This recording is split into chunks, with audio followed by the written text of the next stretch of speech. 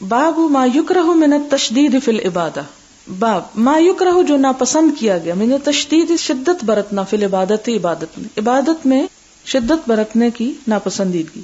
حدثنا ابو معمر قال حدثنا عبد الوارث حدثنا عبد العزيز بن صہیب عن انس بن مالک رضی اللہ عنہ قال دخل النبی صلی اللہ علیہ وسلم کہ نبی صلی اللہ علیہ وسلم داخل ہوئے. فاذا حبل ممدود کہ دیکھا کہ ایک رسی باندھی ہوئی ہے، بین الساریتین دو ستونوں کے درمیان، تنی ہوئی ہے یعنی لگی ہوئی ہے.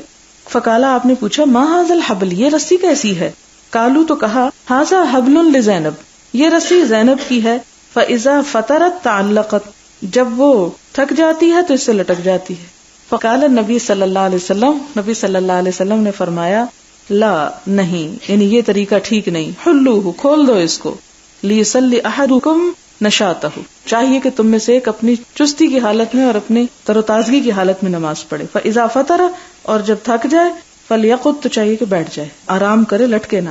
قال وقال عبداللہ ابن مسلمہ عن مالک عن ہشام ابن عروہ عن ابیہ عن عائشہ رضی اللہ عنہا قالت کانت عندی امرأۃ من بنی اسد میرے پاس بنو اسد کی ایک عورت تھی. فدخل علیہ رسول اللہ صلی اللہ علیہ وسلم تو آپ صلی اللہ علیہ وسلم میرے پاس تشریف لائے. فقال من ہذہ تو آپ نے پوچھا یہ کون ہے؟ قلت فلانا میں نے کہا فلاں عورت لا تنام باللیل جو رات کو نہیں سوتی، یعنی وہ اس چیز میں مشہور تھی.